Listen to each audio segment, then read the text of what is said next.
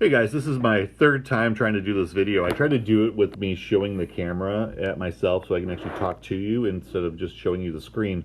It lags and then it looks just idiotic. So, although you might enjoy me looking idiotic, I have chosen to just show the screens that I want to show you. You just finished the last chapter of the year.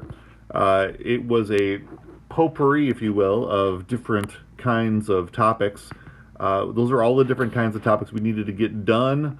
It was just a hodgepodge of stuff, so that way we could start preparing for the Harper final exam. So if you recall, we were doing Math 080 final, meaning intermediate algebra is basically the class you're taking right now. Algebra 2 at high school is the same as intermediate algebra at Harper, and that is not for college credit.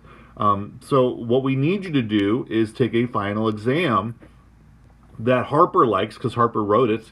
And if you do well on that Harper final exam, next year you qualify for their MTH 101, which is called quantitative literacy. It's a very fancy name. It's really not unbearable math. It's actually more like real world math. So it's sort of a really good class, and you would get college credit next year while still in high school, which would be really, really nice. If you don't get that class, we have a class we've created which is like a pre-statistics class that you'd fall into.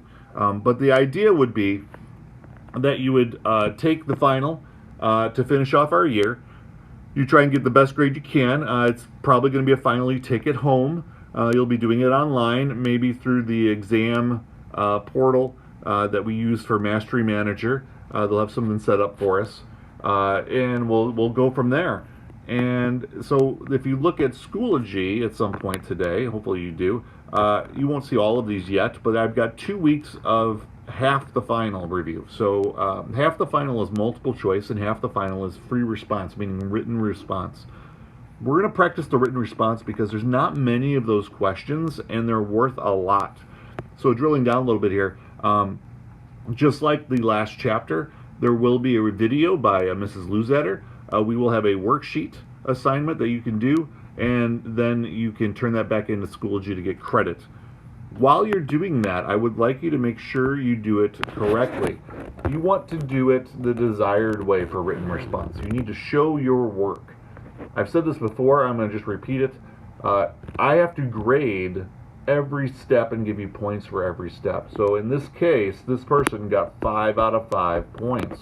Whereas if you just write down the answer, that person would only get 1 out of 5 points, 20%. That if you do that in every problem in the written response, you will not do well on the Harper final.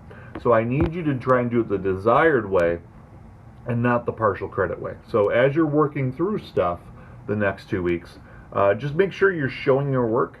Get into that habit of doing so that way you can get full credit.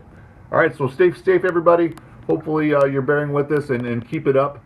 If you have not made up things in the past, some of those things are still available. I try and keep everything open on quizzes, for example, 5 days after the due date. If it's something else, you're welcome to turn it in late.